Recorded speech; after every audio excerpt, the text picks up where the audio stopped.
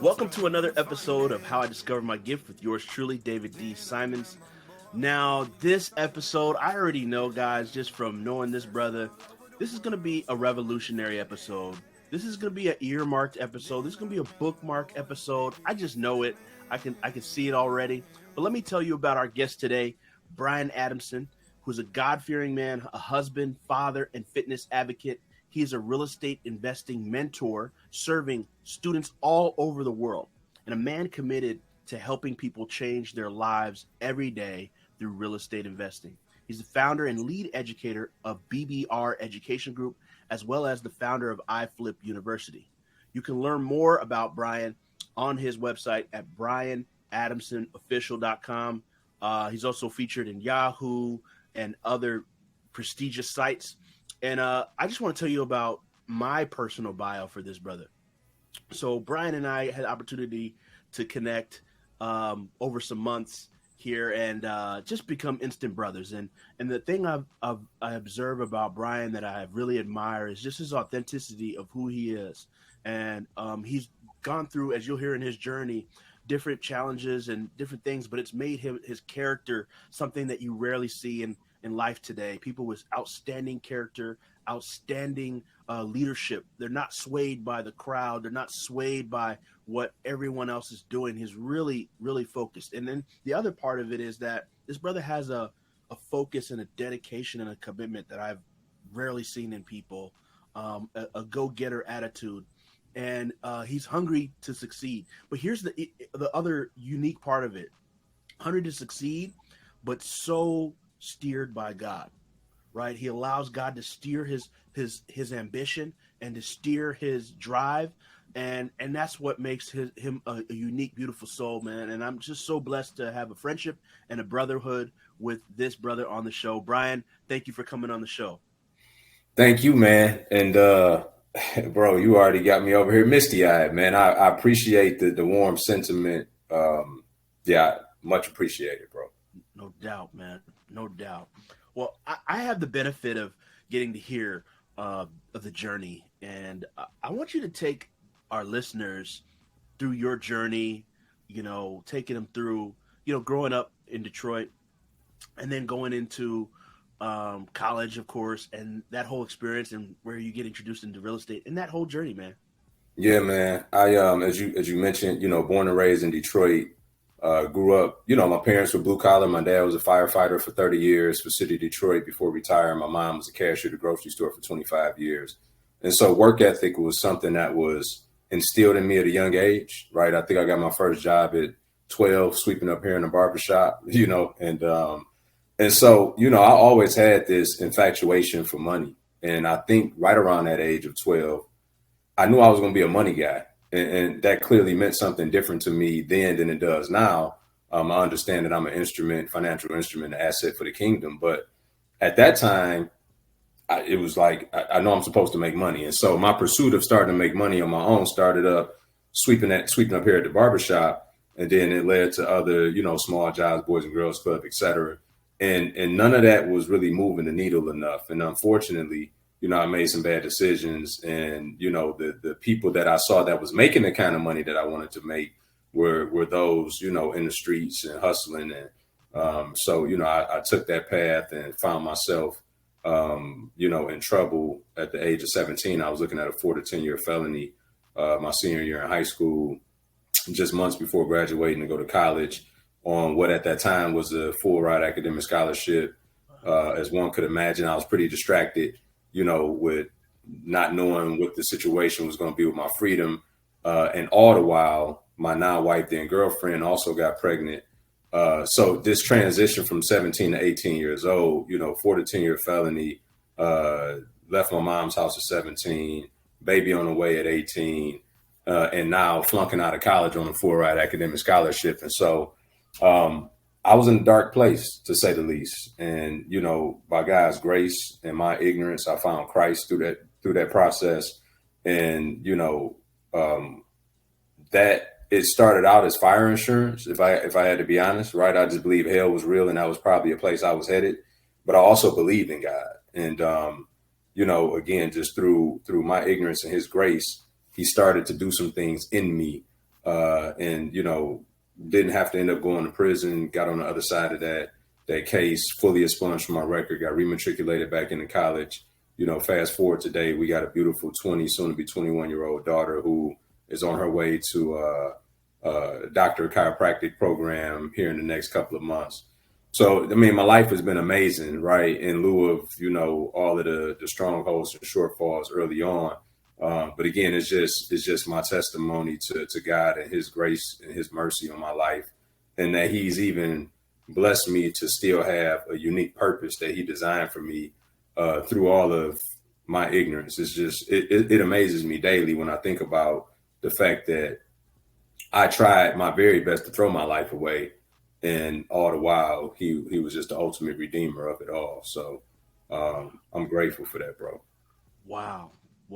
What a journey, man. And I know listeners hearing your story might probably have quite a few questions. And so I didn't know about the part of academic scholarship, full ride. Goodness. So you were intelligent, man. I know you're intelligent, but goodness, I mean, like, it was already there from a young age. So talk to me about that part, right? Because here you are, most people that get in trouble don't get full rides. Yeah, I believed in academia, and I was just always gifted in class, and I always had a photographic memory. So I wouldn't sit here and just act like I was just this like genius in the classroom, right? I wasn't that guy. I was just, so when I took an Enneagram test, I scored as a 99 as an achiever. So some of my innate God-given gifts are just that whatever's in front of me, I know how to execute. And so school was one of those things. I just got really good at knowing how to execute. I understood the dynamics of what the deliverables were. I understood the nuance of the teacher and what their expectations were. And I just knew how to execute. And so that's funny that you say that. But yeah, when I look back on it, that's really what it was. It's in my nature that whatever the task is in front of me, I'm going to figure out all the pieces and the dynamics. I'm going to leverage those that I can, and then I'm going to figure out a way to go out and execute. Wow. That brings me to the question about your gift, man. What do you think is your most dominant gift?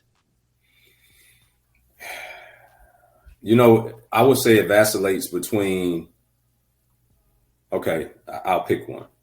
So it's certainly the gift of discernment. God has given me a gift beyond measure of discernment. And, it took me a long time to even fully embrace that gift, because at points in time, it felt like a gift and a curse, considering that I saw things that I didn't want to see sometimes, and I couldn't unsee them in people, in relationships. But then I've now just grown to know, no, it's just a gift, period. It's not, there's no curse behind it. Yes, some things you see may be painful, but other things you see put you in more of a proactive, preventable place, and others around you. And so I'm so grateful for that gift. I think because that one helps more people than just myself. While me being an executor by nature also is another extreme gift that obviously has been beneficial. But I think more people benefit from my wisdom and discernment than they do from my ability to go and execute. Wow. So when did you obviously know that stepping into this dispensation of life, you're clear on that. But did you know going back that was there? I mean, did you recognize it like when you were younger, or did it obviously took some time to hit at it? And if you didn't, are you able to pinpoint moments when you were utilizing that gift? Yeah, what's interesting is that when your gift is being used in the wrong environment, it's typically distorted. So my gift of wisdom and discernment and influence was in that context a gift of manipulation. So I've always been able to lead people and get them to do those things that I found to be advantageous for them to do. But if I got to be honest, in that season and sector of my life, it was more for my glory as opposed to his glory. And so, the gift is the gift nonetheless. We just typically, don't find the right environments to best steward and exploit those gifts. and in the way in which God intended for us to use them. And so we end up using them for our good and our glory, which perverts the gift in that way. Mm. Wow. So I want us to talk about the execution side, right? So that discernment piece is clear and evident. I see that. That execution side, like, talk to me about that. When did you notice that side of the gifting? That started in grade school for sure. I didn't understand it the way I understand it now, but just in this conversation, when I jogged my mind back to that time and place, that's what it was. I always figured out a way to maneuver around whatever obstacles to get whatever that goal accomplished was. If it was, I was going to get a reward for getting, straight A's, like I would figure that out. You know what I mean? And it wasn't necessarily because I was always the most gifted scholastically, but I was gifted in knowing how to figure it out, and I've been figuring it out all my life, starting from going back to your original question. When I was in college, when I got rematriculated my junior year, a friend of mine was investing in real estate. He was 20 years my senior. He was flipping houses. I didn't understand what that meant. But at that time, stated income loans were at an all-time high, which meant that you literally could fill out an application, state your income of what you made. There was no verification. Bank would lend you money to buy a home.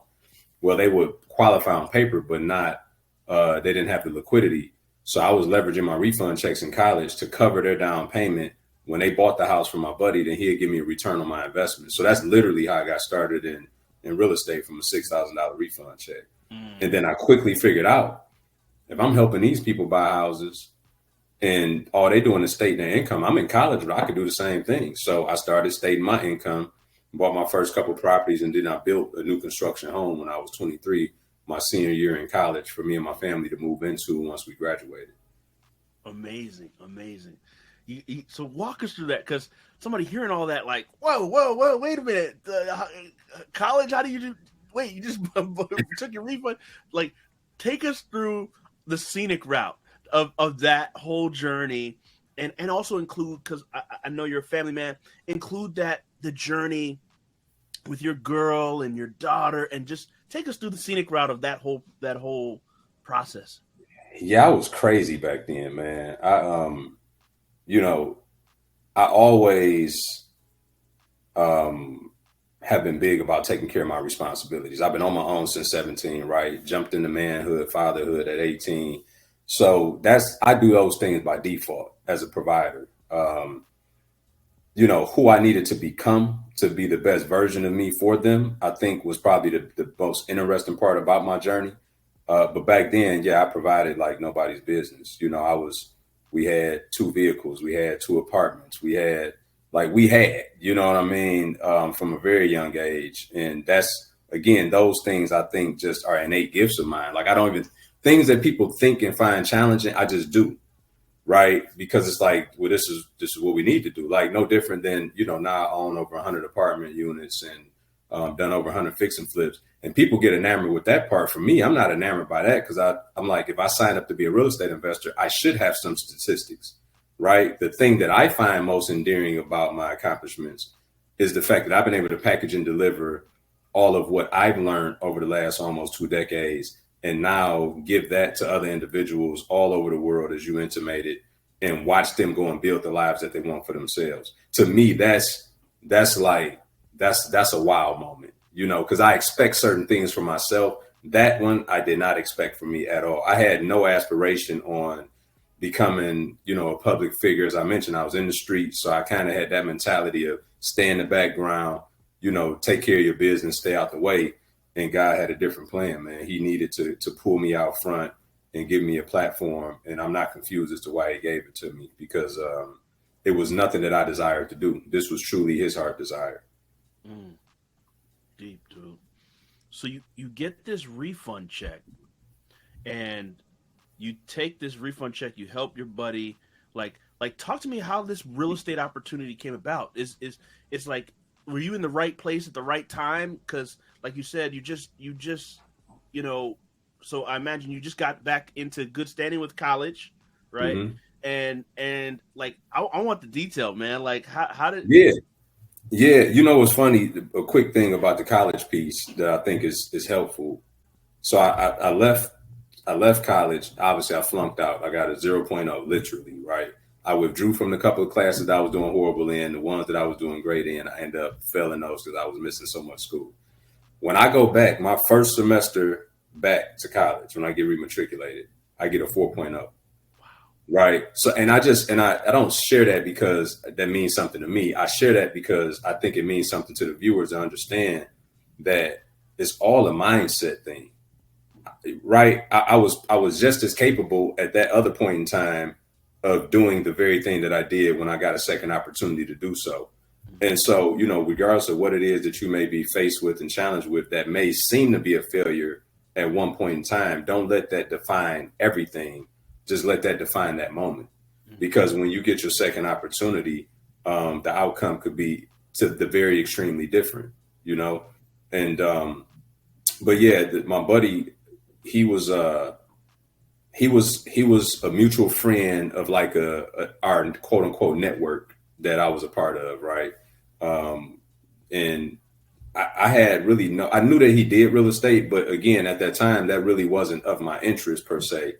And when he presented the opportunity, I think I was just one of a few people that he called. To be honest, I wasn't like the go-to. It was just like, hey, if you want to get it started in real estate, I got a chance for you. And I called my buddy. He went in on the deal with me, and that was the start of what I didn't know 17 years later would not only change my family, my generations to come, but then other people's lives all over the world. Like it's unbelievable. Les Brown said it best when he said, start where you are, because if you try to figure all the rest of that out, you would never start. Right. I had to capitalize on that thing that was put in front of me at that very time. Wow. So you work on that deal, and then how do you go from there to that first property? Yeah, for me, it's back to execution, right? So I'm looking around and I'm like, okay, I appreciate this aspect of how I got started, but these people are somehow qualifying for properties with no job or whatever their situation was. And I'm like, I got decent credit. I meet the credit requirement. Like I could go start buying my own property. And that's what I did, while I was in college. So I bought 2 or 3 rental properties before I graduated college. And then what happened was I built that new construction home, and everything in 2008 I was upside down. So I graduated in 2007, got married in 2007, 2008. We had lost 40% of our market value just that fast from a house that we had built. And, this is where naivete kind of played in my favor, because all these properties I did deed in lieu of foreclosure, short sale, different exit strategies to get from up under the bad debt, as many other Americans were doing at that time. But I wasn't jaded yet, right? So when everybody was pulling out, like I'm getting out of here, from 2008 to 10, I bought over 20 rental properties cash because the market was compressed. And I'm looking like, well, this $140,000 property 3 years ago is now 28 grand. I want to do more of this. You know what I'm saying? So it was, that was one of the rare occasions where ignorance played in my benefit, that, I wasn't jaded and scared like everybody else. I was being even more opportunistic because the opportunities were so much cheaper. Wow, that's so profound. Okay, so I'm literally hearing this story right from 2007. You get your first 2, and then within that 2007 to 2010, you said 20 more. Mm-hmm. Wow. And then, if I remember correctly from a conversation we had, maybe one or multiple, was like a ridiculous return, like a 10x or down the line that you sold it when you sold it. Oh, for sure. Yeah. I mean, I paid almost 30 grand for a property that made me 350 grand over the course of, 12, 13 years. Wow. So I'm going to get into the development phase, but I just want you to highlight why people should be in real estate. I know that's a biased question to ask you, but why should somebody be in real estate? And if you could also go into how it's impacted you in your life. Yeah, I think that it's the best catalyst to building wealth, right? I think it's the most stable asset that you can invest in to build wealth. And that's why 97+% of millionaires all have real estate in their portfolio. And, it's making a distinction between, it's not just about owning a home though, right? I think society tells us that, don't rent, go out, own a home. I'm not saying there's nothing wrong with owning a home, but you need to understand that your house is your biggest liability. It's not an asset, right? The definition of an asset is something that pays you. The definition of a liability is something that you pay for. So contrary to what society and everybody is telling you, this home, your primary residence, is only an asset if you rent it for a profit, if you sell it for a profit, or if you leverage against the equity, do a home equity line of credit, cash out refinance, to then take that money, put it in the market to go create more money. Unless or until you do those things, you can scream to the mountaintops that you got 300,000 in equity. But if you're not accessing or leveraging that, you're still paying for that every day. Right. And so I say that to make the distinction about what's an asset and what's a liability. Another misnomer is people like, run out and just buy land, run out and just buy these cheap houses. Well, cheap is expensive. Right. And what happens is you got all kind of associated carrying cost and upkeep and, the unforeseens that essentially you thought you bought an investment property, but you just bought another liability to keep up with societal standards and societal norms. So I say all of that to say, at the forefront of everything you do, you need to get educated about it, right? Pivot from listening to mass media, pivot from listening to, in a lot of cases, unfortunately, your parents, depending on when you were born, if they're baby boomers, they get all their information from the news outlet, right? Used to be the newspaper. Chances are they got their knowledge from their parents, who were definitely into the newspaper, radio. So it's all this programming that's being passed down through generations. And so you think going to college, getting a job, getting a house, couple cars, and a couple children.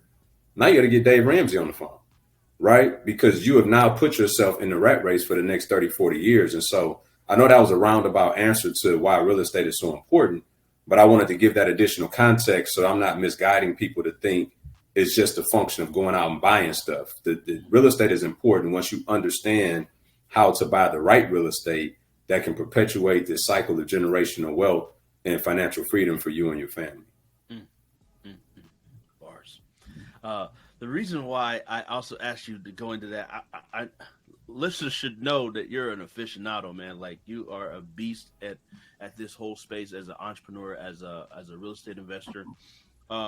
But there's a development that you had to go through. And so in this show, we really highlight the 3 phases of purpose, which is discovering, developing, and then eventually distributing or marketing that gift. But you had to go through some development to get to where you are. As you alluded to, you learned different skill sets. And I think you talked about in our conversations, just when you started your real estate journey, you kind of just figured it out. You didn't have all the mentorship and niche in the beginning. And could you just speak to the importance of 2 things? One is your own personal development and how you've developed your mindset and who you are to where it is today. And the second part of it is the impact of mentorship on your development. Yeah. For the first 8 years, I didn't have a mentor, and it wasn't because I didn't want one. It's because I didn't know they existed. Right. This is why proximity is so important. Here I am doing new things with the same peer group. And so I was being exposed to opportunity, but I wasn't being exposed to environment. And that was a big impediment for me because it cost me millions of dollars of not having a mentor. Okay. Just to give more context to that, because people will be like, huh? So, 2008 to 10, I bought all these rental properties. Well, because I didn't have the education, while I did do the common sense stuff to get the properties rentable, and was making money, but I didn't plan for the roofs and the HVACs and the basement dig ups I didn't plan for all of these catastrophic failures that happen within a home, especially when you have tenants living in them. And so I found myself cash strapped, and my inability to go out and create partnerships and raise capital caused me to have to sell my portfolio in what was called a down market still at that time. The market hadn't fully recovered yet. And what happens is real estate happens in cycles, right? So every 8 to 12 years, you have a contraction, and then you buy things at the bottom of the market and you ride the market up and you exit at the top. This is how the wealthy continue to get wealthy in real estate.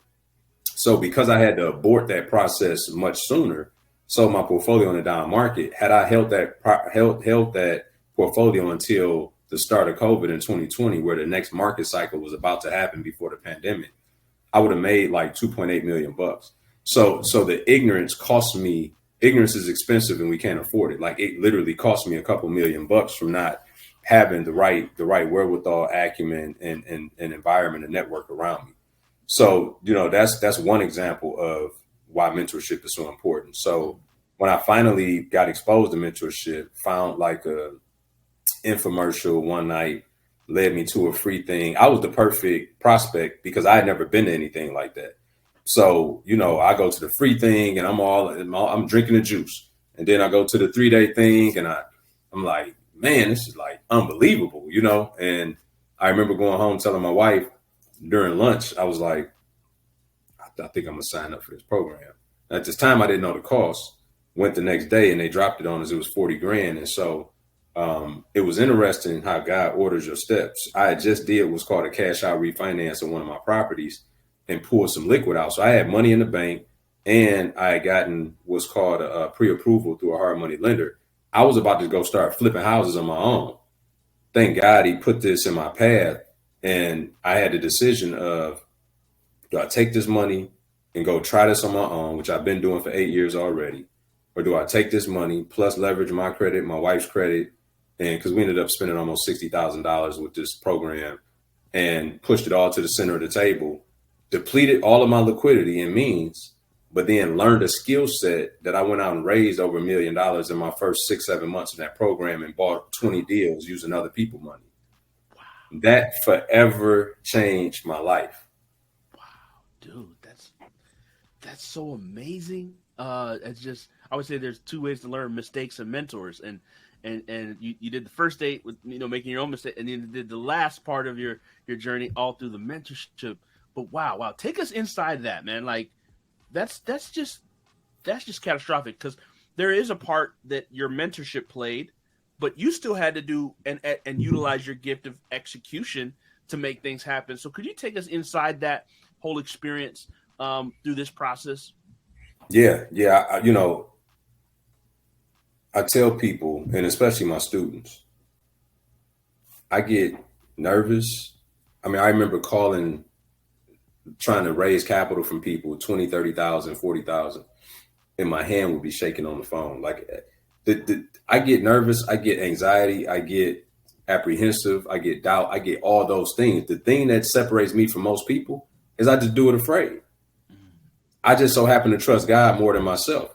So I just continue to push through how I feel about it because I'm so committed to the execution piece that I'm just going to do it. And so, that during that time, there was a lot of growth that took place. As I mentioned, I kind of shot out of a cannon. I was killing it. And then some ego crept in, and God humbled me. I started having issues with infrastructure and a lot of blind spots. And it's no knock against the program I went through, but they only really promoted the rah-rah about when things went well. So when I started to have adversity, I would call in to these said coaches lines, which I later found out that they were really salespeople posing as coaches. And I was getting these cursory responses and feedback, and none of it was fixing my problems. And so my problems started to extrapolate out. And, I lost $500,000 in the process of trying to figure it out. But while that was a dark place, while nobody around me could identify what was going on, that became the birthing place of my mentorship program many years later, because I learned in that moment everything I needed in a mentor that I didn't have. And so God being the master economist is Romans 8:28, like all things could work together for the good of those that love him and have been called according to his purpose. He used that time to refine my character, to humble me, to show me who he was in a different form that I had never experienced him. And when he felt the time was appropriate, he started to sin. I still call them God sins to this day. And they work for me in different capacities in my business, even all these years later. And they helped me put my infrastructure together, solidify things, and in position to make millions of dollars thereafter. And then we were able to kind of launch the mentorship program on the heels of all of it. Wow, brother. Take me back to, because you glossed over it because you've been able to heal from that, but not everybody just heal from losing $500,000, right? Take us through that. Like it's amazing what God did to refine you through that process. But I'm sure losing that, how did you feel emotionally? What was going on? Depressed. Drinking was elevated. It was a dark time, but I'm so stubborn. Very, very seldom is there an ED at the end of anything that I do, right? It's always ing, which means that it's moving. And so while I was failing, I was still expanding at the same time. It was really crazy, the duality of what was going on. I was depressed and contracted internally, but yet I still was pushing and trying to create new opportunity and breathe new life into this dead situation. And so it was a lot of leaning on him. It was a lot of trusting him. It was a lot of dying to oneself to be more like him. I had to purge some people that were around me at that time that worked for me, who were stealing from me, taking advantage, and not to their own fault. The way in which I was set up gave them opportunity to do so. And just some expensive learning lessons. But again, it was all requisite because now our program is so different than most out there, because we don't really teach so much about what to do when things go right. We teach all of these mitigation points to insulate you from those things going wrong. So it really became the most beautiful part of my journey. And I know people like, huh? Like, yeah, that losing that $500,000 was probably one of the most beautiful parts in my whole journey. Wow, man. What a perspective. What a perspective. So, Brian, you have to have a certain level of discipline to accomplish all these things. The over 100 flips, over 100 apartment units. Like, there's a level of discipline you've had to have. Can you take us into your just discipline, right? Either some of your habits, routines, or because I think that some people see the result of stuff, but there's a lot of dark hours, meaning that you're doing work in the night. Nobody sees it. The reading that you're doing, the development that you're doing, the coaching you're listening to, even for your students, the coaching you're doing too in the back end. Like, can you talk to us about the discipline behind the scenes? What's interesting about that, and that's a great question that I don't get asked a lot. There's not a lot of rigidity to my discipline. I think it's more consistency than it is rigidity. I was talking to one of my mentees last night. He gets up at 4:30 every day. And while, I've taken my wife to the airport at 4:30 and made it to the gym at 5, and I did feel good that day, but I didn't feel like doing that the next day. Right. And so, some days I get up at 7, some days 7:30, some days 6:30. Back to the execution piece. I get up requisite to what I need to accomplish that day. So it's not like I'm an automatic 6 a.m. guy. I'm not an automatic nothing. I'm a look at everything. I'm a plan, and then I'm gonna go and execute. And I'm gonna be consistent, even in the midst of when I don't see necessarily the quote unquote fruit of what I'm doing just yet. And I think it's because I look at, 18 years of struggling with drinking, and, so when we talk about discipline, it's like I've persevered through distraction.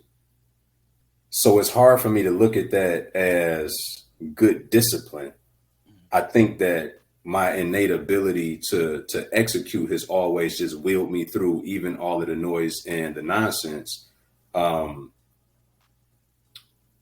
Yeah, that's a very interesting question, man. And true to form, I can't really attribute it to the. Now, don't get me wrong, I am a fitness advocate. I lost 60 pounds some 15 years ago and never put it back on. Wow. Right, I went pescatarian 4 or 5 years ago, but to me, those are just lifestyle changes that are again putting me in the best position to execute. And some may call that discipline, I guess, right?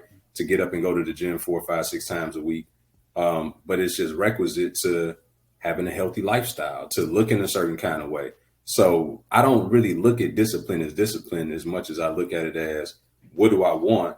And then I got to go execute on what those things are in order to give me the thing that I want. Take us, I want to go into the mind like Inception, man. Take us inside Brian's head in execution mode. What does that look like? Like, what is that, you know? It looks like there's always a solution to the problem. Like there's always a solution to the problem. And the thing that I would say is different now in my life than it used to be is that I will go to any length to figure out that solution. Now I submit to God to help me figure out that solution. That's the finite difference in the way in which I attack things now. My perspective is the same. My posture is different. Wow. Well put. Perspective is the same. The posture is different. So in this development process, you know, like you said, you went through some character fine tuning. Talk to me about your relationship with God, man, and just like I said, something I always admire about you, and just talk to me about that perspective and how you've allowed that perspective and posture to change, and what has transpired, if you will, with the relationship with God involved in not only just your personal day to day, but in your business and all who you are and everything you do. Yeah, you know, as my territory expanded, I needed him more and more, right? I think that the most faithful people on the planet are entrepreneurs, regardless of where they put their faith in or who they put their faith in. Because every day we get up and seemingly we don't know where our next paycheck is coming from, right? So that causes a certain level of faith in something or somebody. Thank God for us, it happens to be Jesus. And so the more that, especially after I left the corporate world and really stepped out on faith, right, my dependency on him heightened to a level that I never could even imagine, right? Because somebody who works a W-2 job and gets a paycheck every 2 weeks, you kind of to some degree think that you're in control. You forget that God is even in control of that scenario because it's something that you do, and there's a instant gratification that happens every 2 weeks in the form of this 2-week contract they renew in the form of a paycheck that makes you feel like these things are happening in lieu of what you're doing. And to some degree, there's some truth to that. But at the very same time, it's not.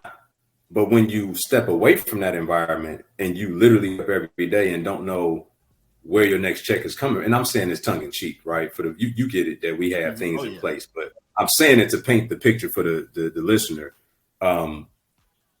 that you got a different kind of dependency on God, or you should have, I should say.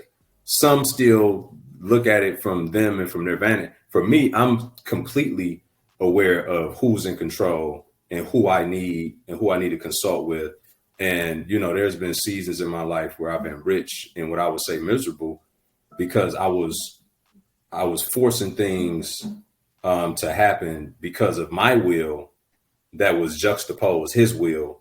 And so I had the financial success, but I didn't have the peace that transcends all understanding. I didn't have the fruits of the spirit because, you know, seed and harvest is principle. People ask all the time, like, so why are bad people rich? It's like, because seed and harvest is not only a biblical principle, it's a world principle. And if you sow enough seed, you will reap a harvest. Now, the quality of that harvest is predicated on the type of seed that you planted. And so I planted some seeds that had harvest that weren't the best for me personally, for me ethically, for me morally.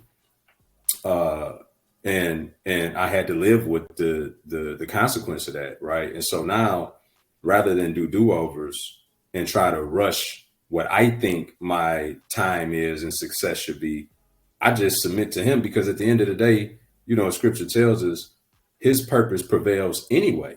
So if his purpose prevails, then why wouldn't I just align with that, regardless of, I'd rather be working on the right things in the right season, even though that may be counterintuitive to what I think I should be doing, than, to continue to go against his will and his nature and to only have to do a do-over anyway, So that's kind of my philosophy. I'm just at this point, I'll be 40 this year. I'm over the do-overs, wow. And I want to, as much grace as he's given me to even put me in the position I'm in now, I'm more focused on, getting a yes from him and obeying as much as possible.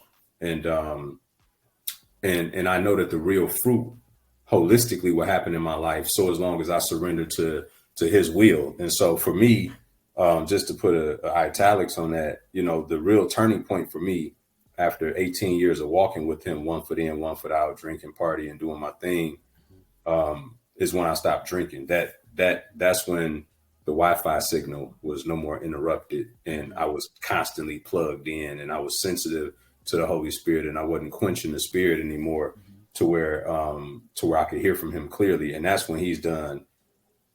I mean, in these last 4 or 5 years, I've outpaced my entire walk with him my whole life. Wow. If you don't mind, could you speak on, because that's a battle that some face openly, some face secretly, with alcohol. How did you climb out of that experience? I know God was at the center and through but if you could share for somebody who maybe listened to this, who's struggling with this right now. Yeah. I didn't listen for years. Like, I would be at church, it'd be a sermon about, drunkenness and things of that nature. And and I could feel Holy Spirit poking me, but then I get out of there and go quench his spirit, right? The more that we suppress him inside of us, we'll get him to stop talking, but that's still not for our best interest either. And so I ran for years from it, because I always felt like it was fundamentally a part of me enjoying life.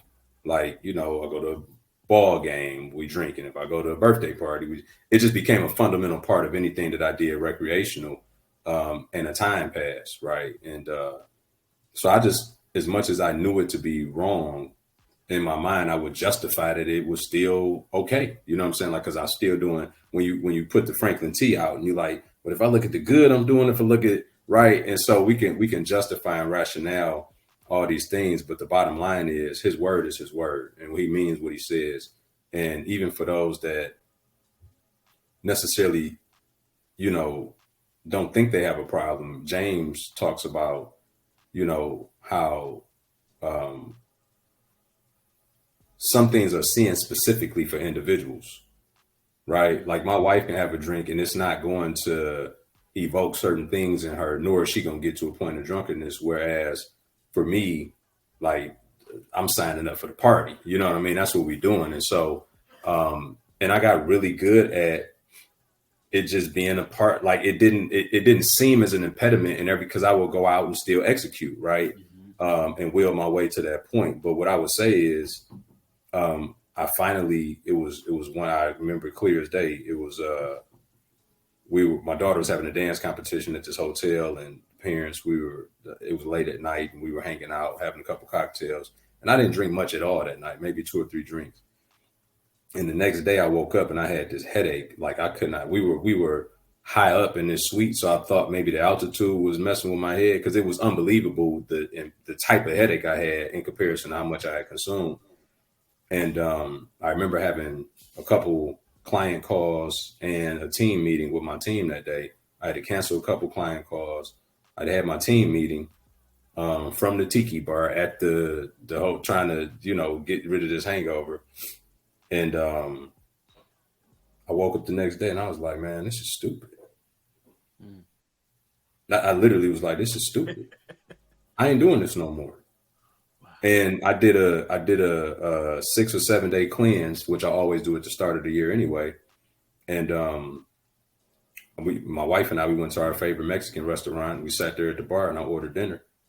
She's like, "You're not getting a margarita?" I was like, "No." She's like, "You doing your cleanse?" I said, "No, I'm through drinking." And it was literally that. Now, leading up to that, there were a couple sermons that I heard and some testimonies that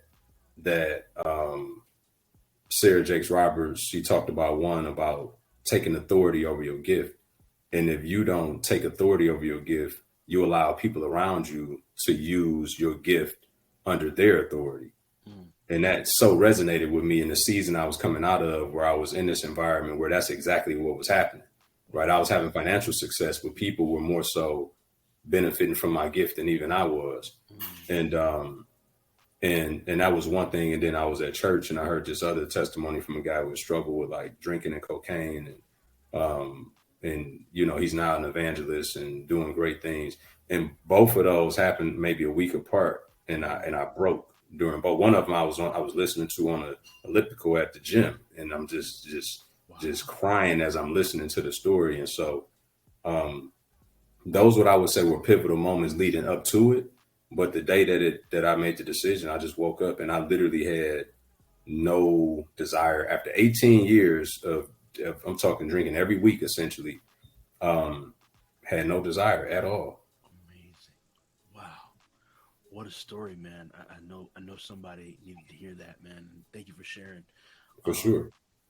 Well, you know, Brian, we've gone through the discovery phase of, you know, that gift of discernment and execution, the development, how discipline really is a byproduct of you being in environments of distraction and still persevering through and just having an executor mindset, and no matter what, there's no specific rigidity, but just executing, to showing how that discipline with your relationship with God, your development with God, has produced results not only in business, but to also turn back time and remove things that are difficult to get out of your life, such as alcohol.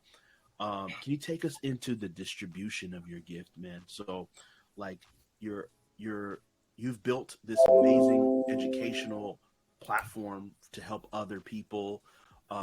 You've done what most people would want to do over 80 years of living. You've done in less time.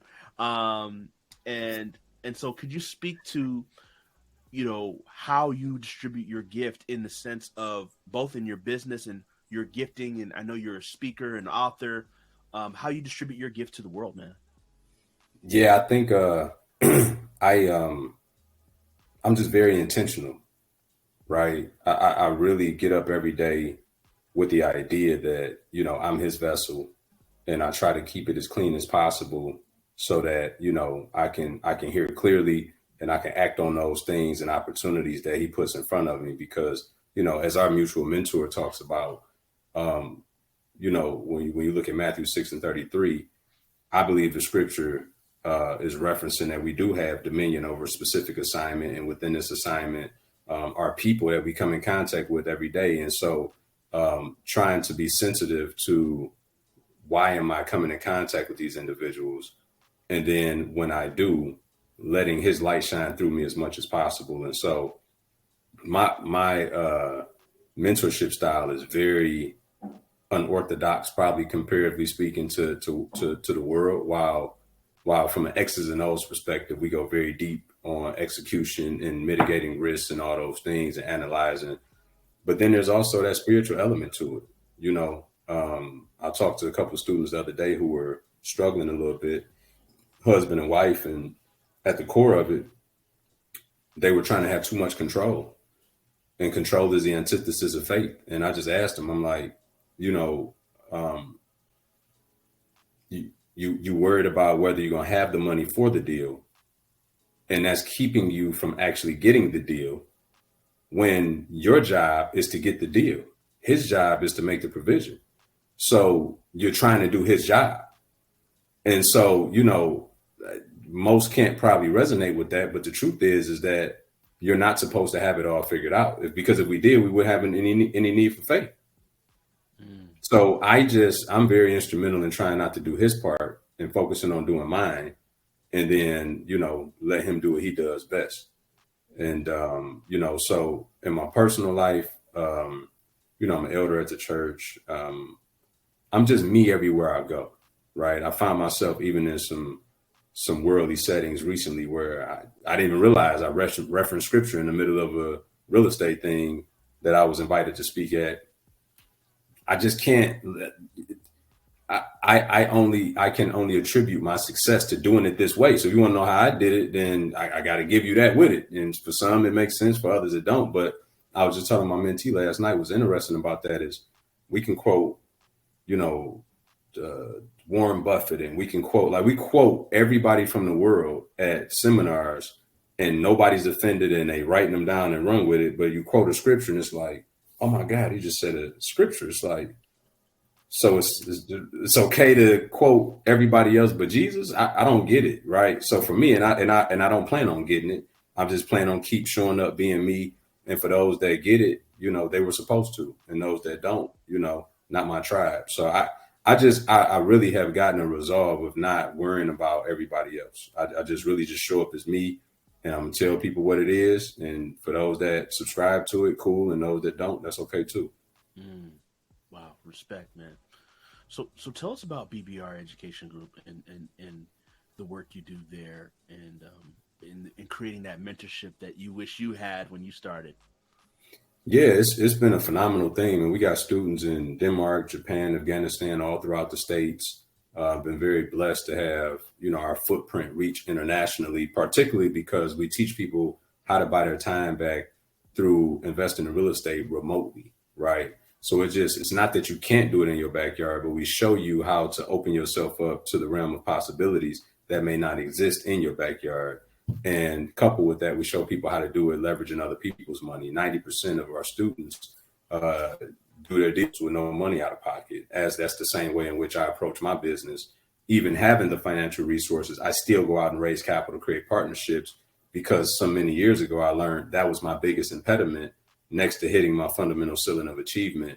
Those were the two things that held me back. And so I made a vow to myself to not allow those two things ever to hold me back again, which is why I continue to invest in personal development, business development, as well as go out and create partnerships, raise capital, so that those two things are never two limitations in my life. And I instilled that into all of our mentees so that they don't have those impediments either. Respect, man. So you teach investing remotely, but you also have, various methods. All the different ways that people can make money in real estate. Could you speak to that? Say somebody just listening that, hey, I don't want to do what you did in the past, Brian, when you started out and be on my own and bump my head here and there. What could they learn from your mentorship so they could jump in and get that shortcut faster? Yeah. So the good news is we custom fit everything, meaning it always starts with the individual's unique goals, and then we reverse engineer which vehicle they should use to get to those goals. So we're not a one trick pony. We teach fix and flip, wholesale, and cash flow. Not that you need to use all three, but you have the liberty and the working knowledge of how all three work, so that at any point in time in your career, if you find a deal to be more advantageous for one of those processes, you can pivot and do that. Whereas most people throw those opportunities away because they don't know what to do with them. So we just try to make you as well-rounded as possible and versatile as an investor, so that you can make money just about every time you touch a deal, even if it doesn't fit your normal criteria. You may be able to use one of these other exit strategies to still turn a profit just from being in proximity. Wow, that's what's up. I love it, man. So, and I want to be respectful of your time. I just got a few more questions, if that's okay. Mm-hmm. Yeah. So regarding this whole space in real estate, looking at the full picture, speaking to a younger Brian in two areas: one in real estate, two just being a man in life. What would you have said to the younger Brian in real estate to get to where you are today faster? And two, what would you have said to the younger Brian to develop his gifting or utilize his gifting more or better from a younger state? The first piece is, and I say this all the time, I would have told me to go get a mentor had I been aware that they existed. Okay. That's the first thing. Secondly, I knew for many years when I was still in my previous environment that I had outgrown that environment, and I was still shrinking to fit back in those places that I had grown out of. And because I felt obligated to, and also I wasn't exposed to a new environment. And so I would tell anybody that's kind of caught up in that purgatory, you better off being on your own until you figure out what the new environment is than it is to keep surrendering to the old one, because it's only going to hold you back for more years to come. And so I would have been more sensitive and not only sensitive, but reactive to that, and stop trying to carry old relationships into a new season.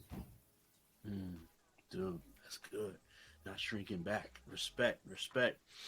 The final question we ask, and you weren't prepped on this, is what's the difference between one's gift and one's purpose? One's gift and one's purpose. You know, I believe that your gift,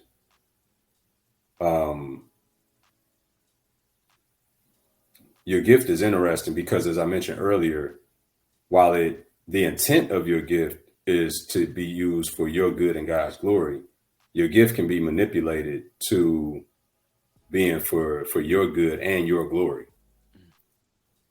Your purpose can't, though, because you didn't give yourself your purpose. Neither did you give yourself your gift, but you don't, like, God is in total control of your purpose. And you only figure that out by surrendering to him and uncovering that mystery of what your purpose is. Like, it's interesting. I was telling one of my mentors the other day, right now, I know I'm walking in my purpose, but I can't articulate to you what my purpose is. Wow. And he told me, he said, you know why, right? I said, no. Excuse me. He said, because if you fully knew what your purpose was, then you would try to show up in it and control it. And I said, that's it. Wow. That's it. Right. I know I'm walking in my purpose, but if somebody asked me what's my purpose, I couldn't fully articulate it to them. Because God knows my nature and my wiring, that if I understood exactly what it was, then I may have this mistaken impression that now I got some input and influence over it and all the rest of it. So he keeps me in this unique spot of, as long as I'm following the breadcrumb trail, I'm walking in my purpose, but I still don't know what is at the end of this breadcrumb trail. Deep, bro. That's so deep. Y'all got to chew and like rewind, come back and hear that again a few times. It's so deep. I'm gonna have to do the same myself. So Brian, I want people to plug in with what you're doing. How can they get connected? How can they learn from you? How can they make you their mentor? What are the sites? We'll also plug them down in the show notes, but what are the ways that people can connect? Yeah. YouTube, right? We're really being more instrumental on YouTube. Brian Adamson Real Estate on YouTube. Instagram, we post daily. Brian Adamson Official on Instagram. Those will probably be the two prominent places to find us. We're also on LinkedIn, Brian Adamson, TikTok, Brian Adamson Official. And then, depending on at what point in time they see this, I love for them to come and join me on like a free masterclass. I've been hosting those monthly. It's something instrumental that we wanted to do this year to try to touch more people than we had in recent years. And so, they can go to www.iflipmasterclass.com and just find the next one, right? And they're live, right? You really get to come and interact with me and ask questions. So I think those would be some good places to start to connect. Superb. And Brian, I promised the last question. Is there anything that's on your heart that I didn't ask you about that, you'd like to share with those? Yeah. If you're not using your gift, if you don't know what your gift is, I'll give you two different remedies. One is start thinking about the things that people closest to you probably tease you most about. See, when people can't understand and appreciate your gift, they typically weaponize it. So maybe you're very articulate, but you get teased for talking too proper, right? You could be an extremely blessed communicator, but those around you, because they don't have your gift, they identify it as something and they tease you about it, right? And these are things that you've done seemingly effortless since a child. The second part of that is to start seeking God and asking him, what is your gift and what is your purpose? And start to let him to reveal those things to you, because most of us have defaulted into working for a living and doing all these things that we have to do, that we forget that, well, in the midst of what we have to do, God gave us a specific purpose in life that we get to do. And so, you know, I don't care where anybody is at. As long as you have breath in your lungs, that means you still have purpose. And it's up to you to go and seek and figure that out. Beautiful. Beautifully stated. Thank you for sharing, brother. And thank you for being on the show and blessing the people, man, with so much wisdom and knowledge. There's so much that they're going to have to dig from the wealth of information you shared today. So thank you. Appreciate you for having me, my brother. No doubt. It's an honor.